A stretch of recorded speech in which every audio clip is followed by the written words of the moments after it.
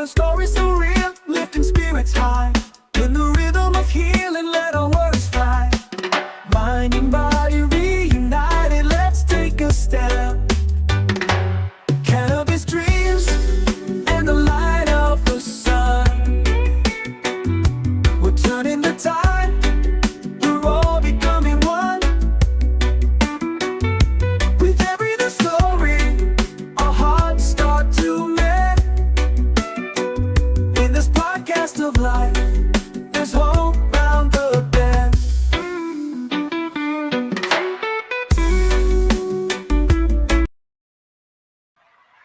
Hello world, and we're back. Yeah, that's a little place marker for the intro. I used to use that, but I used to get copyrighted all the time because I was stealing the THX. Right. It was I too mean, close for them. Oh my gosh, it's the exact sound. I stole the sound. I I think I ripped the sound off of I mean, fair use, right? Right. I'm not arguing it, but so I created my own song. But thank you very much. This is Brian Miller, aka Crownson's Corner, aka the Healing Chef's podcast. Healing Chef's podcast is all about natural remedies. We'll just leave it at that for the first few minutes, so we don't get dinged. And then mental health experiences, so like we all don't feel quite as alone in this crazy ass world. But chef comes from the word chief meaning leader. Everyone that I have on here, I believe, is leader in their own way. But we do have Lou or Louis Dorian from Psychdelist. Ladies and gentlemen, Lou, how we doing, bud? Good to be here. Thanks for having me, Brian. Love it. Yeah. Thank you very much for coming. We've been trying to move the schedules around, life be lifing, but we got it going. You guys are a sponsor for us now, and we're gonna have some promotions going on through that. You do have a 50% off discount from all of Psychedelic stuff through us. I'm gonna go ahead and put that commercial up in the middle, but go ahead and tell everybody what it is you do. What it is you do, Lou. Yeah. No problem, man. Yeah, let's get right into it. The platform we've developed as of late, I've been referring to as really what it is a global cyber city. This is a very vast platform. At this point, we've got over 3,300 published web pages. We're honing our SEO right now, so not all those pages are indexed properly. They will be. We just had an update push yesterday, and what we've got on there is all things supportive, including ancillary business services to the mental, emotional, spiritual skill development journey. Nice. And of course, as the name suggests, we do have the emerging psychedelic treatment space being supported there in a pretty major way. But the choice of the name for our business, Psychedelics, is important because I want to express that there's a play on words there. We're a directory list, an advertisement list, that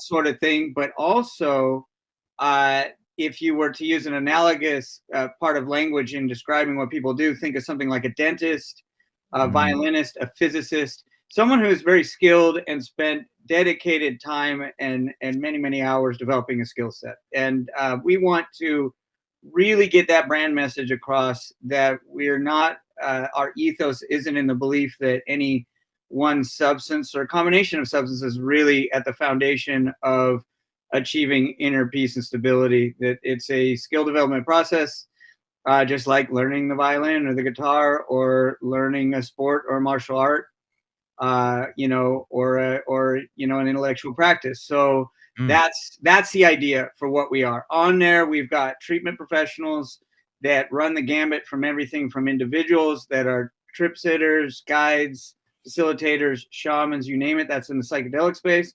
But we've also got people who are not involved directly or even not involved at all with psychedelics, people who are training and mentoring in breathwork, meditation, coaching, sound bath healing, Reiki and energy healers, all kinds of folks are on there. There are therapists on there, people with training involved with, integration and those type of things. And then we've got organizational level clinics and retreats and those type of things. So you got ketamine clinics, ayahuasca retreats, psilocybin retreats, all kinds of things on there. And that's the treatment side. If you go over to the Learning Center, that would be what's traditionally called a blog. We've got a lot of information on there, and that will be growing all the time. Tons of stuff there. Look into the history of all kinds of entheogens, different descriptions on types of approaches to integration and preparation for journeys and things like that, research articles, current news. We've got an attorney section. We need many more attorneys to join. Right now, we've only got one, but we did just launch recently with that resource section.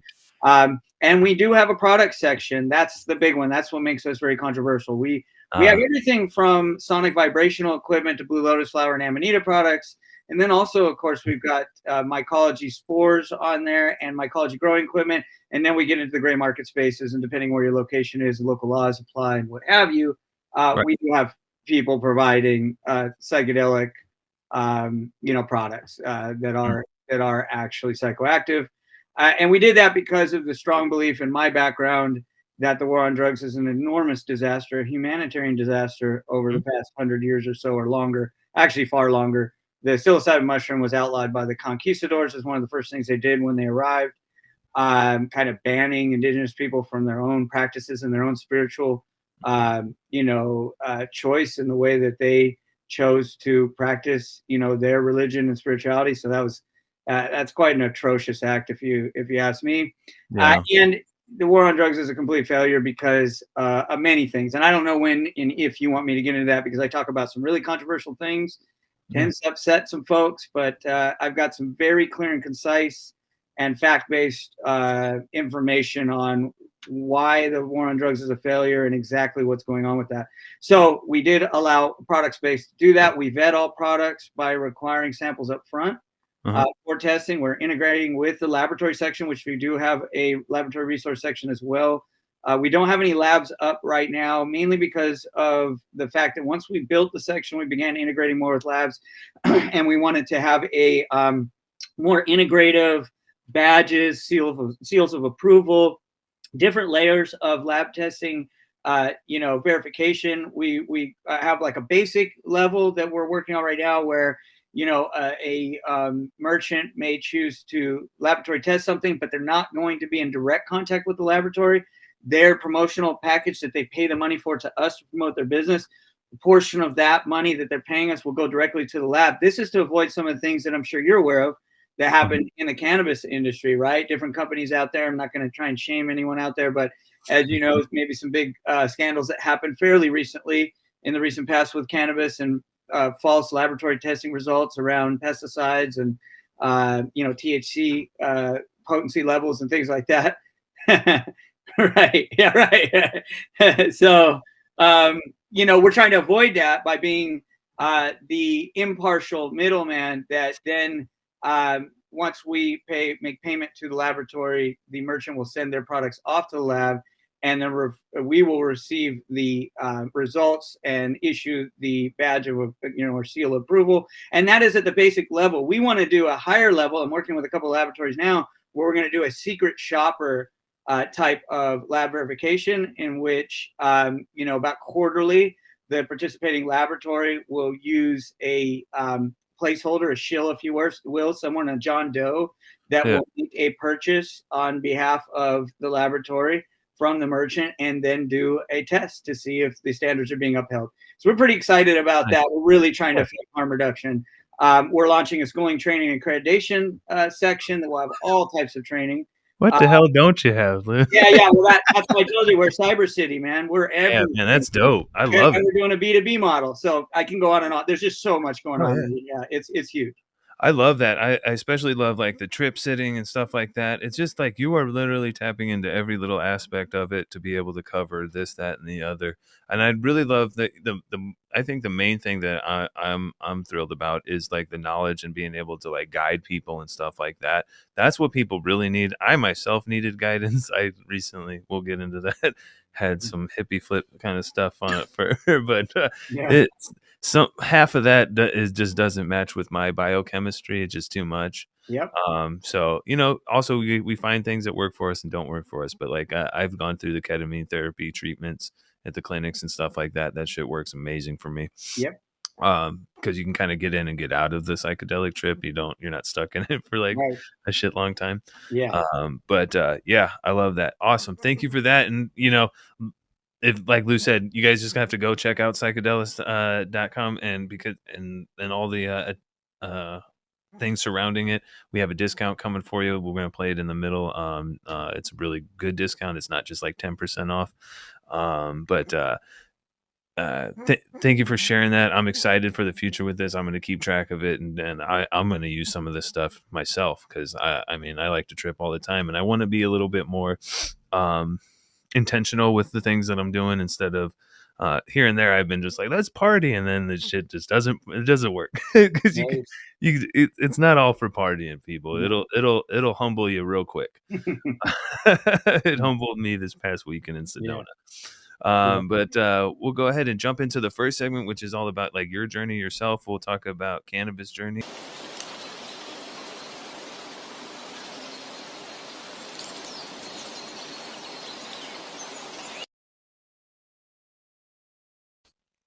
All right. Cannabis journey is all about how you found cannabis yourself and then like where you're at with it now. I myself have gone back to flower. I've done everything from the dabbing to everything. I'm going to make some edibles here soon. I do like to make my own gummies and stuff. And I have some other edibles I'm going to be making for another company called Hashishans in Arizona. They gave me some of their RSO that's really good. I'm going to make some, I'll just tell people, I'm going to make some carrot cake cinnamon rolls that are medicated. So that's going to be fun. But yeah, cannabis. What is your experience with it? Did you start with the seeds and stems and brickweed like myself, or were you one of the lucky ones? So it's funny. No, I started with, it was even worse than that at times. We got stuff that smelled like gasoline, had been brought across the border in gas tanks and things like that. Not always. Those were the worst of it. Dark brown, tons of seeds, just bricks. Sometimes you got something that was a nice green color and you were lucky when you got that. Those were the 90s. Absolutely. Yep. Yeah, my early years were spent in San Bernardino, if you're aware of that town. San Bernardino is an interesting city. I don't know its past, but yeah. Right now, it holds the infamous honor of being the dirtiest city in the United States, dirtier than Detroit or New York or anywhere else, apparently. It's a pretty rough place. It's been showcased in movies like Fear and Loathing in Las Vegas and a couple others were the birthplace of McDonald's. Also, I believe the first chapter of the Hells Angels began there. A lot of drugs, a lot of gangs. As Los Angeles gentrified, it's even become worse. It did go through a bankruptcy right around the same time that Detroit was going bankrupt. I'm not sure if it was before or after Detroit went bankrupt, but that was the environment that I was, a young kind of teenager and, experimenting with things and trying, marijuana out for the first time. And it's funny, my experience with marijuana went very deep. I actually got involved with the prohibition of marijuana and that fight. I actually was incarcerated more than once, served moderate to minimum sentences, nothing over a year, but I did have to do some state time the second time, and both for possession charges, intent to distribute, that type of thing. I definitely had, a very big, thriving cannabis business for a while. I actually was the founder of the very first delivery service in the San Diego County area. It was called San Diego North County Delivery. So yeah, it's kind of funny. I was deep in the cannabis industry. I had a lot of contacts in the Humboldt area and the Emerald Triangle area. We used to do big runs. We used to run 100 packs back in the early 2000s when it was dangerous. The stretch of the 101 we called the Gauntlet. We used to have decoy drivers, and I was very serious about it. We work with people that had the dreadlocks and the tie dye and all that stuff. I wore suit and tie. The people I were dealing with were not so hippy dippy. There was, different elements in San Bernardino, some of them gang members, some of them all kinds of stuff. I was in a hostage situation at the end of 2007 where the intention was to murder us. We were very lucky to survive that. I went through a few robberies. A couple of our friends died during this period. So I got to experience that.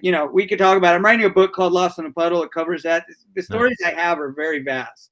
So like my story with cannabis is huge. I ended up getting to a point where I had 7 different production warehouses across the Southern California area. I had 8 different delivery services, all kind of subsidiaries of that first delivery service that we actually had under an umbrella called IE Dispensary Incorporated. So yeah, man, I've done it all. I was growing in the 90s, and we were producing RSO before we knew it was called RSO. I used to use 151. And the water content, so it's not ideal. But I used to make it in the kitchen, which probably wasn't the safest thing because you got alcohol. Oh, no. Shit, Lou, the other day I was taking a dab and I had dunked my my spinner and everything. Yeah. And I went to go put the bat back in, and I guess there was it was still I had tried to burn off. I was dumb. Listen, this shit. I tried to burn off the little remnants of the alcohol that was on the banger itself, and then I get the little bat to drop in there, and I guess it was still lit, and when I dropped it in there, my whole hand caught on fire, but I was still holding the bat in my hand, so the actual glass, because there was fire burning, up, and I'm like, and I had to chug the thing. So yeah, yeah, we were kind of a little bit reckless as kids, Just a fume will light that shit. Yeah. So yeah, we were I'm glad you made it. Yeah, I made it through that time period. Of course, we moved on to butane and things like that. Then as things got more serious, people got into doing that professionally, and eventually, as legalization happened, as I'm sure you've seen, sadly, many people got put out of a way of life and a way of living. Yeah. I myself saw it coming, really started to make transitions to get out of it. It was not an easy time. I had a lot of failures going on. At the exit of getting out of that industry, I lost enormous amounts of money, actually. As the price was plummeting, we were having failures of warehouse levels. There was some issues with my business model and my staffing and the way I had managed things. So that was my fault as well. But it just got really hard. And a lot of people, sadly, the legalization that I think people were really hopeful for was actually really detrimental for a lot of folks. And it was a difficult time as that kind of era ended. Yeah, unfortunately, with like prohibition ending and like people coming to light, unfortunately, the people with the money kind of take over and knock out the smaller person. And it's really simple, to be honest, how this shit kind of happens. They even outline it in the show Ozarks. All the big money comes in, undercuts until you can no longer operate, and then you're gone, and then they jack back up the prices. Okay, all right. Sorry about that, Lou. Last time we had it like bouncing up all around everybody. Like people are just gonna be like, right. So yeah, cannabis has been a wild. That's crazy, man. I'm sure you could talk for like ever on all those different things. Being in California, like there's some crazy stories from Humboldt. Like I don't know if you know like the Sasquatch story. I don't know if I am familiar with it. It's something that they think they put on like Netflix or something. Like at one point in time, like some people got unalived, and they were blaming it on like Sasquatch or something, but it was not a Sasquatch. Right. You know what I mean?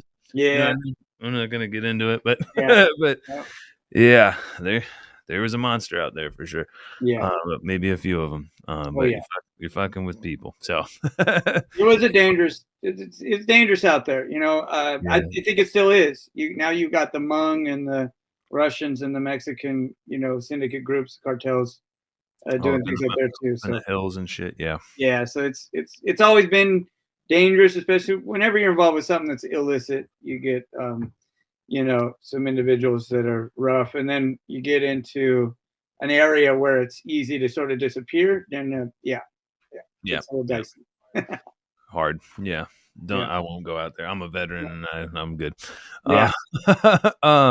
Hell yeah. Well, appreciate you sharing that with us. We're going to go ahead and jump into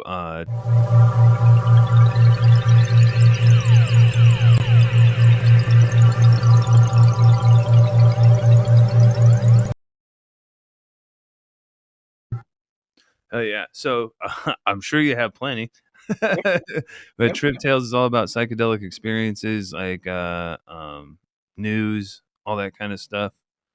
But yeah, um, You want to know? You want me to tell a trip story about one of the big ones I've had, or you want to know oh about a yeah, heroic dose experience? let's hear the Trip Tale. I got a bunch. I think Josh had brought it to my attention that was you might want to talk about this. I'm gonna let you pick from 2 or 3. I got trip tales from Datura experiences, which are rare that Yes. people have positive experiences. I have very positive experiences with Datura, but that's because of the way I approach it. I have trip tales with taking approximately 28 grams of cubensis mushrooms combined with 30 tabs of LSD. Fuck. And then I've got another trip tale of 60 tabs of LSD about 6 months prior to that. And then I've got some that are these sequences where I've got a really cool one, which was the mixture of, we used to mix nitrous and LSD, high dose LSD, and that's insane. So I got different ones. What do you want to hear? I don't know, Doug. So for folks that don't know, Datura is a substance that even Terrence McKenna said he was going to stop fucking doing. And if you don't know who Terrence McKenna is, that sentence says a lot. Yeah. So you need to go look that shit up. But Datura, you had great. I want to know them all. What was crazier, the 60 or the 28 and the 30? It's really interesting because with the 28 and the 30, possibly because I actually started that day out with 7 doses at 10 in the morning. When I took the 28 and 30 was that evening around, by the way, this was Millennium New Year's. Around 7, maybe 6:30 that evening, I then took that dose and the mushrooms took over. So in that experience, I met the deity. Have you seen the old glyph on the cave? It's an iconic image of what they call the bee god. And it looks like a very strange being. And he's got like mushrooms growing all over his like arms and things, but it's like 14,000 years old or something crazy. And it's a glyph in a cave. Have you seen that? No. What? Hold on real quick. What is it called? I think they call it the bee god. I was just exposed to this a couple years ago. A friend of mine shared it with me, and I was like, I met that being. I've seen that being. And this was the night I met it. Yeah, Okay. it's a mushroom deity, I believe. They call it the bee god. I'm not sure enough about the history of it. Some people on here are going to be far more knowledgeable than I am about that. I would have to. I actually have it in my camera roll. I could probably just send it over on the IG if I find it without.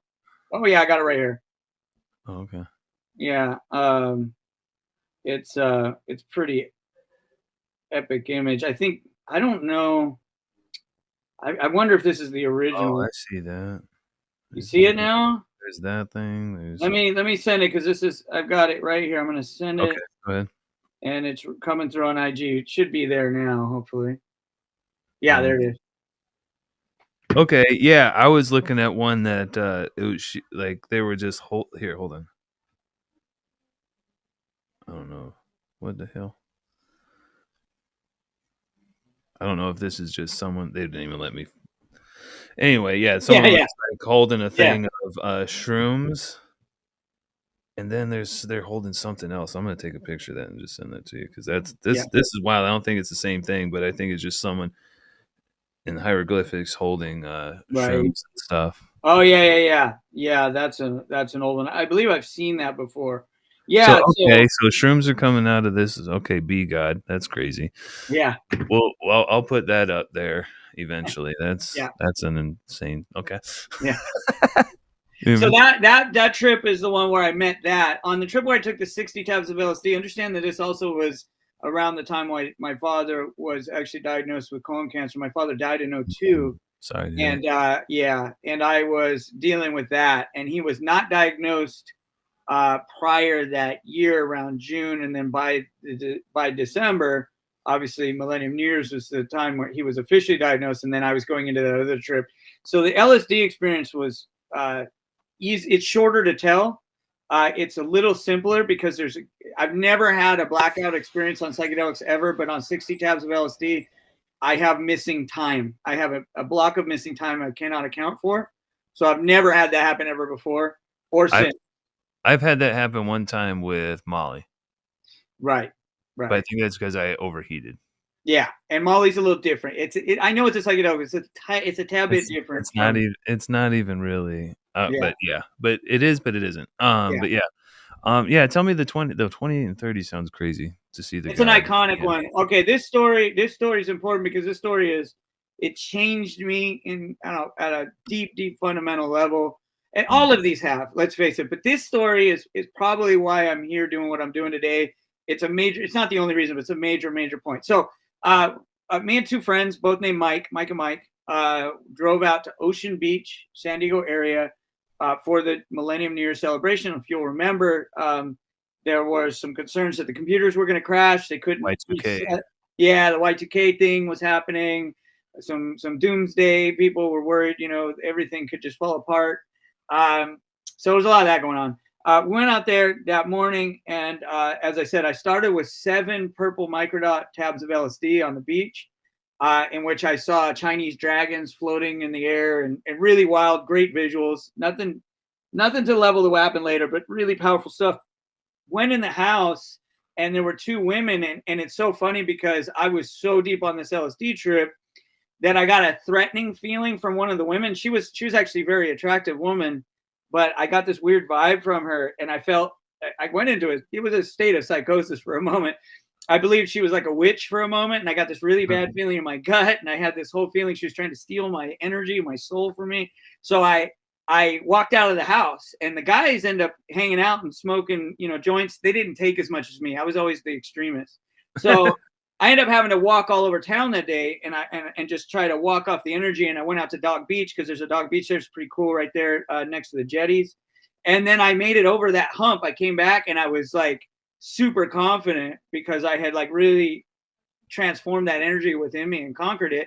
And so I was like, I hope she's there. I'm ready to face this crazy witch in there, at least see what's going on. Yeah. She was gone. She's off partying. She didn't give a crap. So I get back and I'm like, okay, guys, this is it. Now, this is what I didn't realize. My father's diagnosis with colon cancer was subconsciously motivating me to do things. And I didn't realize at the time. It took me probably 10, 15 years to realize this, that I had some Faustian kind of death wish to face death and have like this duel with death. I didn't see it that way at the time at all, but that's definitely what's going on. So I got back and I was like, hey guys, it's time. It's Millennium New Year's.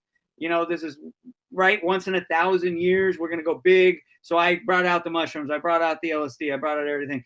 And I was like, here. And I had like, over an ounce. I probably had like an ounce and a quarter, ounce and a half of mushrooms. I had a couple 100 tabs of LSD on me. This is important. I used to use a Bic lighter. And I would cut the back off an empty lighter, and you could take that insert and strip the plastic, use that as a kind of smuggler's tool, if you will. The lighter has to be opaque. You gut the framing that's inside it, keep the flint in place so at least it looks like it's attempting to light, and then you can put the white insert back in the back of the Bic, and it won't pop out. And you actually have to bite it or squeeze it with pliers if you do it right. So it's a great tool for hiding illicit things like LSD. And that's where I had everything. So I'm like passing the stuff out. I'm like, all right, guys, back then we're pretty broke. We didn't have a lot of money. So having, free drugs was like a big deal. And I'm like telling these guys, take as much as you want, hey, go for it. Enjoy yourselves. Yeah. And I'm watching these guys, I'm handing this bag of mushrooms and they're taking this little mushroom out and they're like looking at it all intensely and then taking a bite. And then I hand the tabs around. I'm like, hey, and they're taking like one tab and they're really measuring it out. And I'm like, no, guys, you're not getting this. This is millennium. And so I take a 10 strip and I just throw it back. And then I take just huge. One of the mushrooms I'll never forget in the bag was like well over a quarter mushroom, like it was over a 7-gram mushroom. Yeah. And I just bit the head off this thing and swallowed it. Remember, I'd been on acid all day.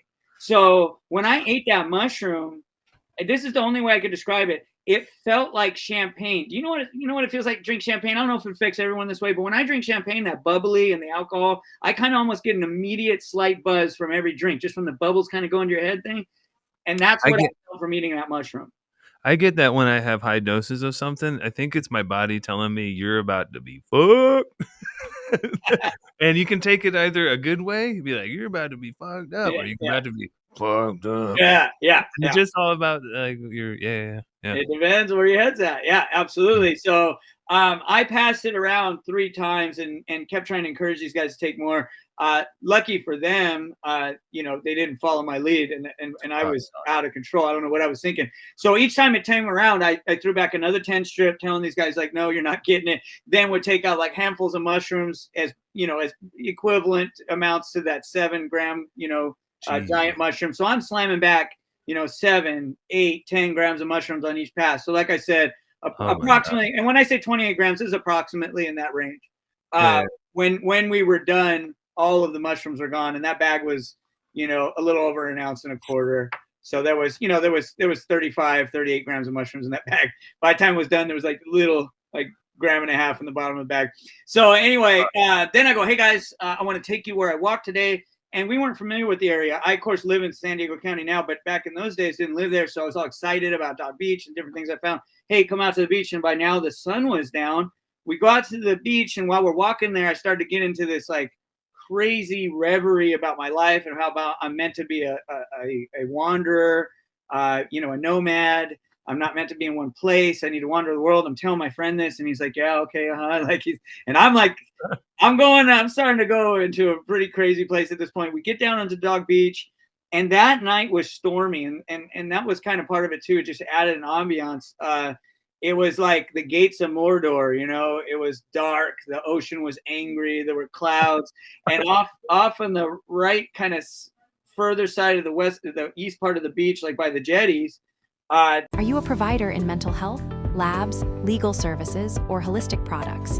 Psychdelist is your ultimate platform for connecting holistic medicine to those in need. Join today and gain access to a network of clients and collaborators. For a limited time, Healing Chefs community members receive an exclusive 50% discount on profiles for 4 months, including premium accounts. Don't miss this opportunity to grow your presence and help others thrive. Psychdelist, bringing holistic solutions to the world. There was like a group of what probably were, who knows, could have been partiers, could have been homeless, could have been just hippies, because a lot of hippies gather around there and people from that kind of genre of things. But they were around a 50-gallon drum that they had a bonfire going in, and things started to change. And then all of a sudden they looked like demons just dancing around this fire of hell in this dark land of kind of like Mordor. Like that's exactly what it was like. And that's when I first got the feeling of, oh, wait a second.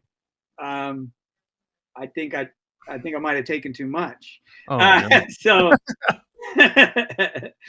then one of the tricks that, and I still use it to this day, that's very helpful in this type of situation, it won't be, but let's be clear. What I did was actually disrespectful, and the mushrooms let me know. I'm going to get to that point now. But one of the things that can help when trips go off the rails is really cold water, freezing ice cold water, especially something natural like a freezing river, like a really ice cold river that's moving, or even a really cold ocean, or even just a cold plunge, but whatever you got, it can really reset a trip. So if you're going into a bad place and you took a normal amount of psychedelics, this can be a nice tool to help you out. So anyway, I went to jump in the ocean, and my friends thought I was like trying to commit suicide or something, because it was crazy, and had all my clothes on, and I'm just going in this ocean that, like I said, is very angry this night. It was really stormy. You can see the surf kind of pounding into the pier on the kind of south side there. And so I'm going in there like, what are you doing, man? What's going on? And I'm not listening to him, because now I'm getting into almost panic at this point. I'm starting to realize that we've way past something that I've experienced before and going to another place. And you know, it's clearly going out of control at this point. So I dunk myself in the water. I come up, and that's when I met the mushrooms. So this is what changed me. I now firmly believe, even with LSD and 2CB and all of these particular spirit molecules, that they are conduits to a specific entity and spirit that guides you through the spiritual journey. And I didn't necessarily think of it that way until this trip. I don't want to say I didn't, but it didn't solidify and harden until this trip. So when I came out of the water, every single one of the mushrooms I ate in anatomical correctness, from the tiny little guys to the giant 7-gram 1/8 to everything, was above my head in sort of like a circle around my head, like they were at the top of a coliseum above me. Yeah. And they were talking in a chipmunk voice, and they were saying to me, "Ha ha ha! You having a good time? You having a good time? Is this fun? Is this a good time?" And they were like, Yeah, I've had shit like this. and they were mocking me. It was Yeah. clearly not a good time. I was not enjoying this.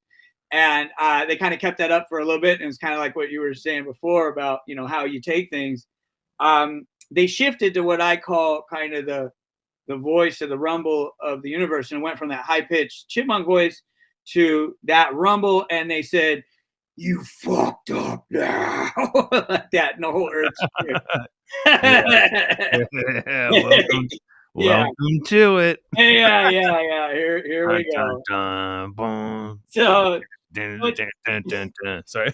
yeah, no, it's exactly.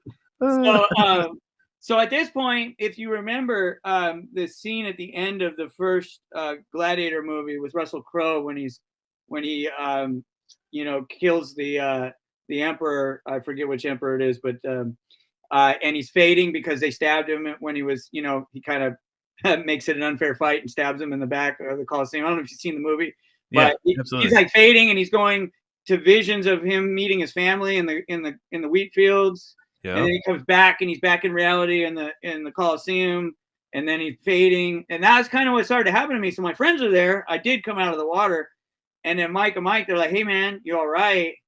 And we had like a kind of unspoken rule, I would say, amongst our psychedelic group back then. Like, you just never admitted that the trip was going bad for you. If it was getting tough, you'd be like, "Man, yeah, this is, it's all right, man. Yeah, we're good. Brother's gonna work it out." But she never said it was bad. This time I was so far gone, I was like, "No, man, things are bad. I don't know if I'm gonna make it through this. This is fucked, So,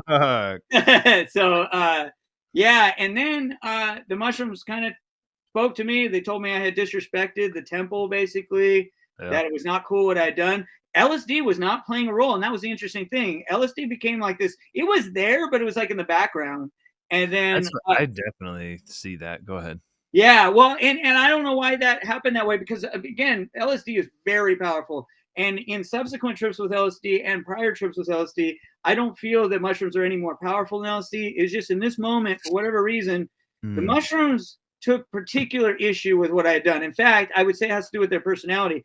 LSD is very hard to disrespect LSD. It doesn't care. I see LSD more as like a Viking warrior. Yeah. Like if you punch a Viking warrior in the face, what's the Viking warrior going to do? He's going to laugh, right? He's going to take a big drink of beer, and he's going to punch you back in the face and just laugh. And I kind of see LSD as like that. And if you think about the ergotamine fungus and rye bread, it's kind of that part of the world. I don't know, man. It's just I see LSD as more of a happy time. Yeah. Without the pull to the negative. Right. Shrooms will pull you to the negative. I don't know if it's like, I've talked to the shrooms. Yeah. I've talked to the shrooms. And I've had you fucked up. Yeah. I've had that same conversation. And I just think, I don't know if it's just that, or it's the chitin or whatever it is that your body's not able to process. If it's like sending signals to your brain, like, like this is bad. And that kind of brings on the negativity side of things. But from other than that, it's probably the spirit. Well, and here's the thing. Not that LSD can't go to some really crazy places. So I have other stories too. We'll save those for another time. But LSD can go to some indeed heavy spots. My highest was, I thought I tell this to people, and they're like, "Whoa, bro! Like, it's not even close to you." I've had 5 tabs and an eighth of shrooms. And people are like, "Fuck!" At that point in time, like the icons were floating above my phone and shit. Yeah. That kind of shit. Yeah. It wasn't very spiritual, but it was like, it was a good time. But Christmas. So yeah. So you were having a bad time. Having a bad time, and this is when the mushrooms explained to me that I had disrespected the temple, disrespected them, and they brought out the blind scales of justice lady that you would see in front of Superior Courthouse type situation. The woman is blindfolded, she's holding the scales, and that's what was there. And on the left side of the scale was a glowing golden orb of energy. The right side of the scale was up higher and it was empty. And the mushrooms explained to me that they were going to jump on the scale, and if they outweighed the left side, which they explained to me was my life force, that I would die and that nothing in this world would save me. And they said it very clear and direct, and it was the most intense, horrific feeling I've ever felt. At that point, I flashed back and I was like, you know, my friends again are saying, man, you all right? Remember, you're just tripping. You're just tripping. I'm like, no, this is beyond that now. I'm not just tripping. I don't think I'm going to make it through this. The mushrooms jumped on the scale, and then they didn't outweigh me. You know, the scale disappeared, and that was when the mushrooms. This is the coolest thing. Then the mushrooms, when they were speaking to me, and after this for a long time, I called the mushrooms the many-mouthed God, because the way it spoke to me was many mouths, but it's also not just language. Yes. It's speaking to me telepathically. It's speaking to me with visions. It's speaking to me with words. It's speaking to me with sounds. It's every particular sensory way that you can experience a communication is happening. And what they did then is they turned into this like Voltron. They merged together. Each mushroom jumped on each other. They jumped together. And then they merged into this Voltron creature, and they turned into that bee god. That's when it turned into the bee god. And, yeah, yeah, yeah. Don't do that. Yeah, that was terrifying. But it explained to me. Morphin time. Sorry. Yeah. And, that's what I would have tried to do. I would be like, "Can I morph?" Right. Can I morph? Exactly. Yeah, Voltron. But too, I was just scared to death and just hoping to make it through this thing. I was paralyzed at this point. And so it explained to me that, okay, you know, we didn't outweigh you. And then it told me that that was not a guarantee that I would live through the night. That now, and this is interesting, because what do we call this? We call it a hero's dose, right? And it's interesting because it's the hero's tale. What happens in the hero's tale, right? The wandering hero comes across, you know, adversity, comes from some kind of meager beginnings to make their path and their way, and has a vision of doing something. And then they come to the obstacles, the resistive forces, you know, the negative, you know, evil or problems that are coming across. They overcome those. And once they overcome them, then the reward, then the, you know, the homecoming and the hurrahs and everything. And that's what I see with psychedelics. I think with serotonin agonists, it's not the case with Datura. Datura is not the same thing. And neither is salvia. Salvia and Datura are what I call roots to divination. Things like LSD, psilocybin, peyote, those are teacher and protector. So it's the teacher and protector journey is one that puts you through the hero's journey when you take a massive dose like this. And so even when you don't go through the, you know, sort of disrespectful thing that I did, you're always challenged. I'm always challenged in psychedelic journeys. And then I go through the challenge in whatever way it is. And then I come out the other side with a gift of wisdom, a gift of purging, a gift of being reset and feeling clean, whatever it is. Right. And so that's what the mushrooms explained to me, that, hey, because you decided to go to this ridiculous level, the challenge is now going to be proportional to what you signed up for. And so so there's no guarantee you're going to make it through this. They told me that clear as day. And right as it was telling me that, this bee god thing, this Voltron being, began to just fade, and then it just disappeared into the mist. And then the rest of the journey, it became sort of like a Truman Show narrative. So the mushrooms were there, and they're speaking to me, but they're no longer physically present where I could actually see this thing, you know, that way anymore. And so they were there the whole way through, and that's important too. So we walked back to the condo where the girls were at, and everyone was probably out drinking and partying. We went back there. One of the mics with my friend was the type of guy who feels like weed can fix everything. So he's trying to like roll up joints. He's like, come on, you gotta smoke this, man. You gotta smoke this. That's me. Right? Yeah. And you need the CBD, dog. I need to get the CBD in your body. Exactly. Antipsychotic, anti-inflammatory. I'm selling CBD. Right. Yeah, exactly. But I was like, man, I can't, like, I just couldn't deal with the weed at that point of any kind. I didn't want anything else, you know what I mean? Period. Yeah. I mean, So now I was trying to find a moment, and this is very important because at this point in time, I've been doing psychedelics for many years already, and I understood the hero's journey. So I knew that I was looking for a moment. There would be a sign of some kind a lot of times in the past journeys, we used to do, you mentioned 5 tabs of acid. That used to be our standard monthly dose in the desert. We used to do 5 hits of acid right around 2:30, 3 in the morning and wait for the sun to come up. And usually in the desert, I could do it. In an apartment, I can't. Yeah, right. Yeah, exactly.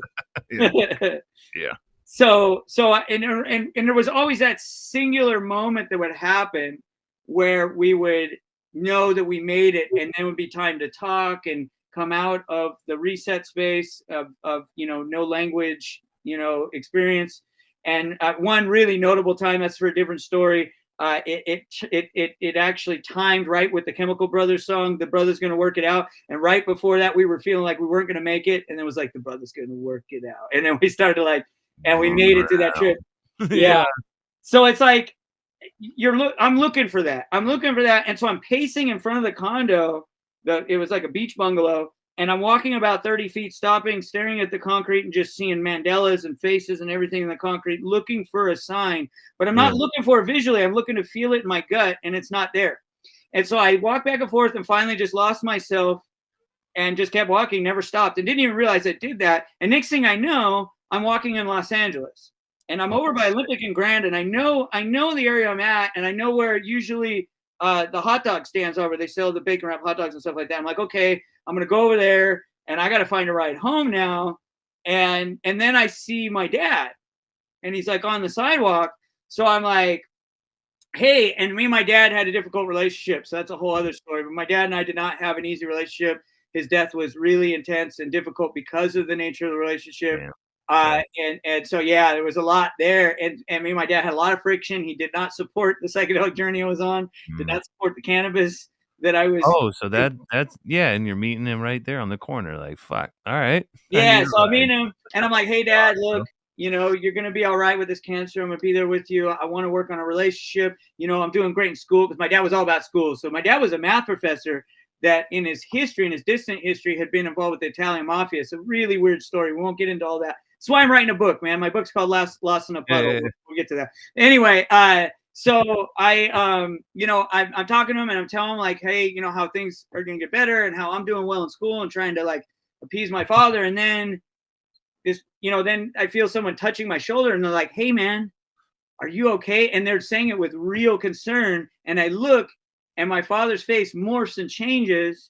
And I realize I'm in downtown Ocean Beach. This is not my father. This is a stranger. Fuck. Yeah. Yeah. Oh shit. Yeah. Like, way. What the fuck is this? This guy's probably like, what the fuck? Yeah.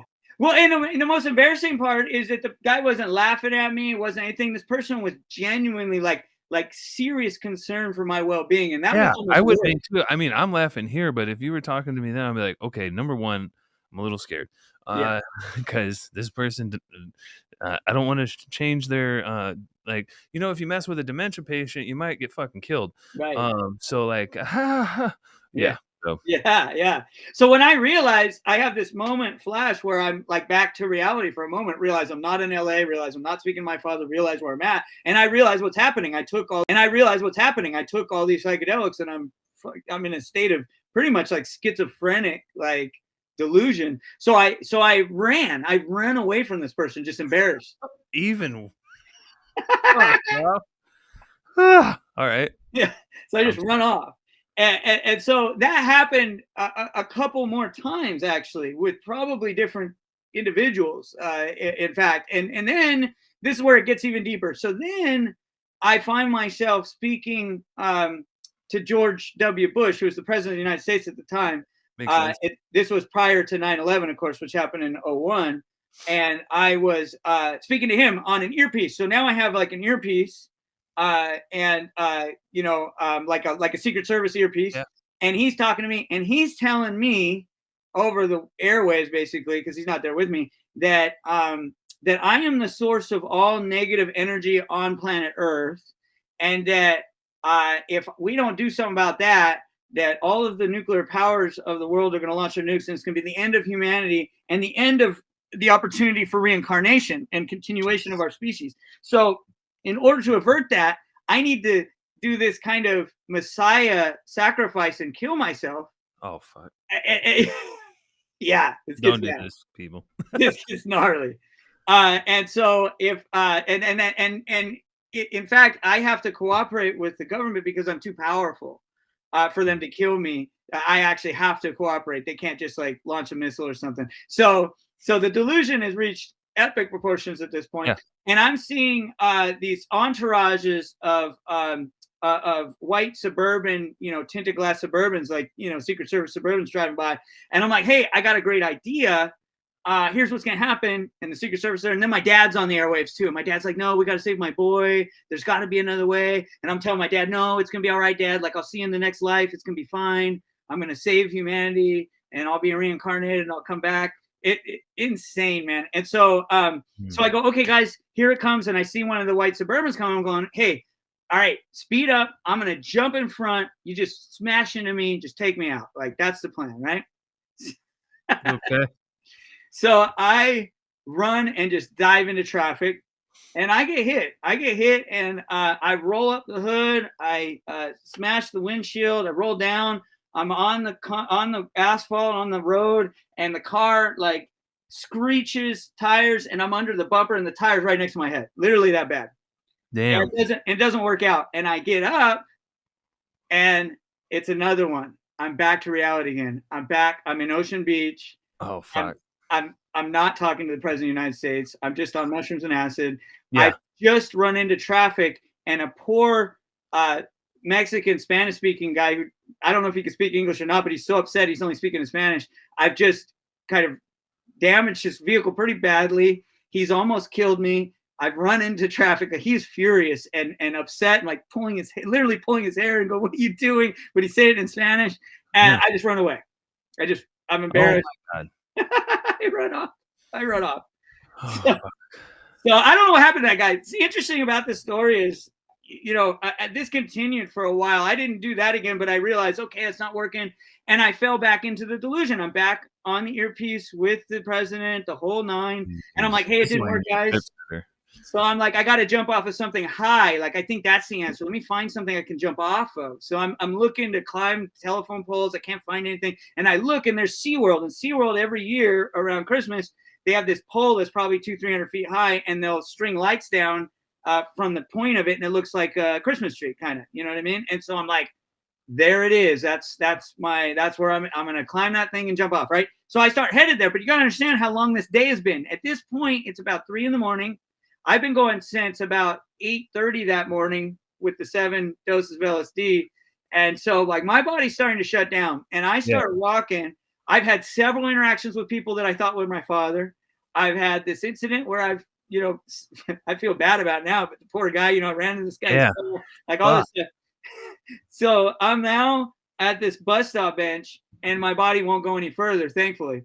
And I hunch over. It's so funny because I'm so bent on completing the mission that I don't sit down. I hunch my stomach over the back of the bus stop bench, and I have my arms just kind of hanging over the side, and I'm moaning. Like I'm just going, oh God. Like that's what I'm saying. And my body's so spent. And out of the corner of my eye, I see red and blue flashing. And I'm like,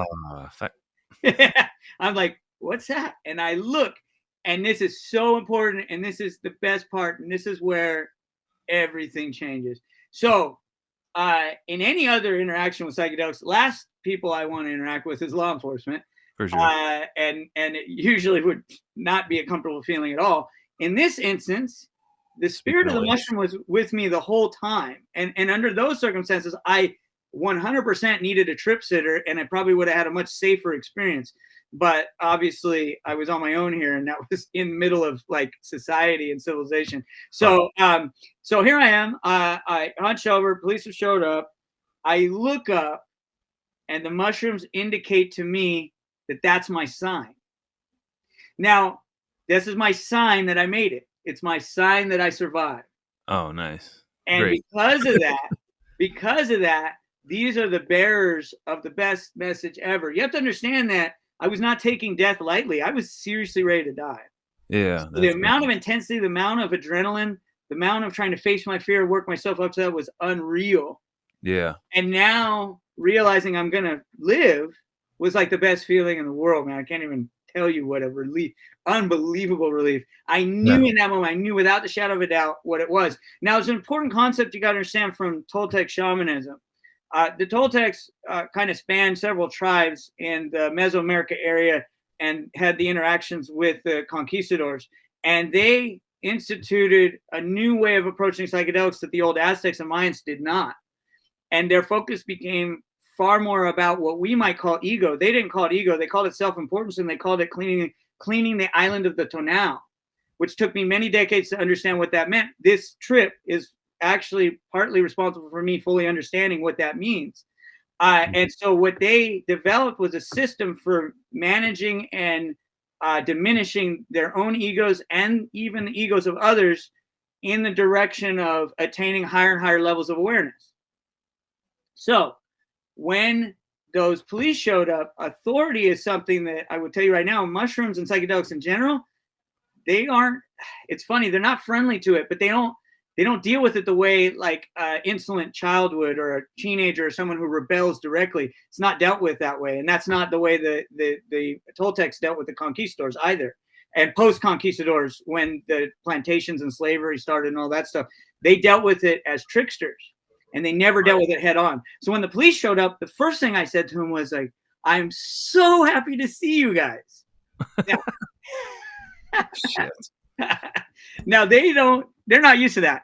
No. Cops are showing up. They've been working on Millennium New Year's. They're pissed off. They're not happy to be there. They've been working a long shift, dealing with bar fights and bullshit and all kinds of madness. Yeah. On the most momentous New Year's of a millennium, and they're not getting to enjoy it. So they're pissed. And me saying, hey, I'm so happy to see you guys. They're like, yeah, all right. They're like, what's going on? Okay, bud. Yeah. What's going on here? And I was on so much that it was truth serum. And then this is where the art was showed to me. The Toltecs call it the art of stalking. The art of stalking has to do with stalking prey. Stalking has a negative connotation in our society because we think of like some boyfriend stalking his girlfriend, or some stalker in society that stalks you on the internet or something. In this context, it means stalking prey. In this context, the prey is the ego. Yeah. Art of stalking is an art, an absolute art. And I got to see it unfold in front of me by being puppeted by the mushrooms. So what the mushrooms did now is they possessed me. They literally took me over like a puppet, and they began to show me an art form that I've never seen displayed at the level that they displayed it at. So the first thing was sheer joy and complete happiness to see the police. And I didn't see them as police. I saw them as human beings. So when they arrived, they go, what's wrong? What's wrong with you? I go, listen, I fucked up tonight. I took way too much mushrooms and acid. And they're like, okay, where's the LSD? Where's the acid? Turn around, put your hands behind your back. Yeah, no problem, sure, right? And they start searching me right away. When they went to search me, this is called controlled folly or controllable folly. I left my body because now I'm in complete relaxed state, utter relaxation. And I look up at the stars, and I look up into the cosmos, into the night sky, and I immediately eject out of my body. Like I just shoot out of my body like the most intense DMT trip you ever been on, but like just out.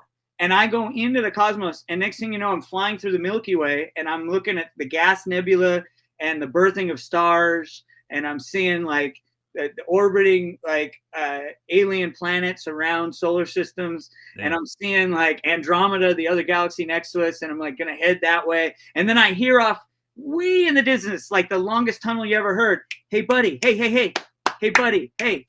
Someone's trying to talk to me. And then I like an elastic band just snap back into myself, and they're like, hey, where's the acid? Where's the LSD? And I'm like, oh, you guys want to do acid? I'm like, listen.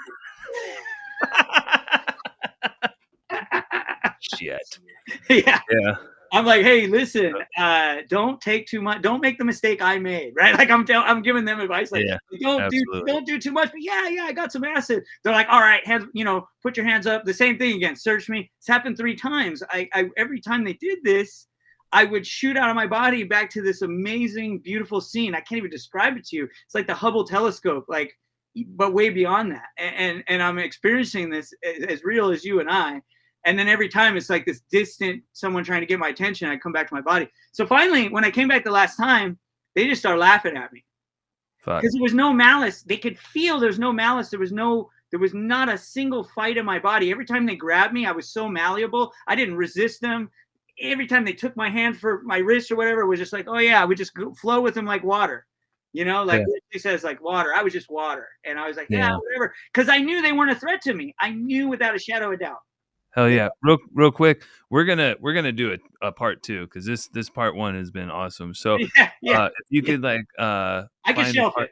I could shelf it. We could put that into right now. I'm gonna set up another one with you like March 2nd or something because I want to hear another one of the stories. Yeah. And then we still have a mental health and everything together. But let's go pin right now. So you just right now, you had just talked to the police or whatever in regards to that.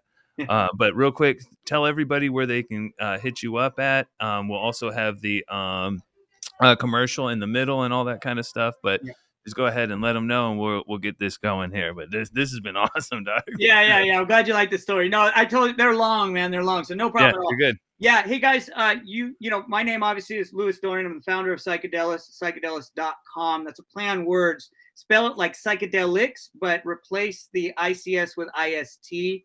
And it's .com. So that's the platform. Also, you can find me on Instagram under Louis Samuel Dorian. You can also find Psychdelist under at Psychdelist _Psychdelist_. Also on X at Psychdelist. I think it's _Psychdelist_ there. We're on Blue Sky now. We just signed up. And I'm not on LinkedIn that often, but those are the main places you can find me.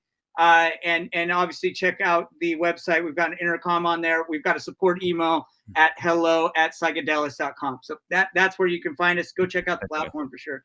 Awesome. Thank you very much, Lou. Like I said, we're going to do a part 2 because there's just too much good story going on.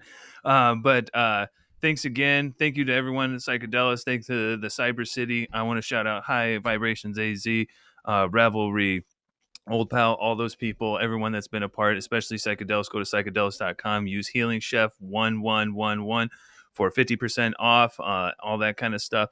We're going to show you the clip here, or the thing in the middle and whatnot. But we're going to be back with Lou and Psychedelics on another episode. It's going to be dope.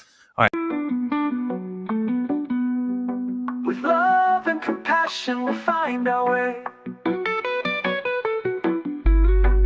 From the battlefield to a brighter day.